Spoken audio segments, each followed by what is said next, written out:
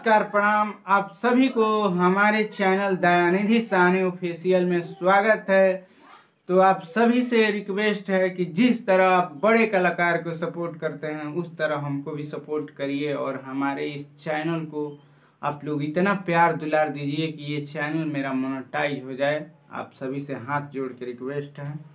चलिए आप सभी को हम एक छोटा सा सॉन्ग सुनाने जा रहे हैं जो कि अपने आवाज़ में दर्द भरा, जो कि अगर आप लोग सुनिएगा तो दिल पे ठेस लगेगा कि काश हमारा भी एक पल था।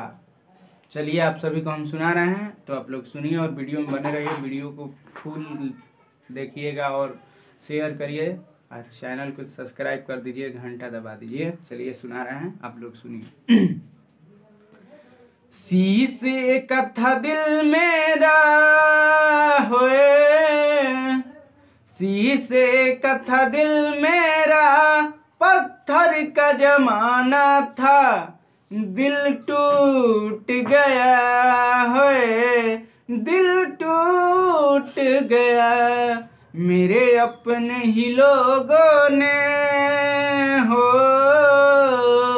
मेरे अपने ही लोगों ने मेरा दर्द न जाना था, दिल टूट गया होए, दिल टूट गया। शीशे का था दिल मेरा, पत्थर का दबाना था, दिल टूट गया होए, दिल टूट गया। तो चलिए आप सभी को सॉन्ग अच्छा लगा हो तो शेयर कर दीजिएगा और चैनल को सब्सक्राइब कर दीजिए। नमस्कार।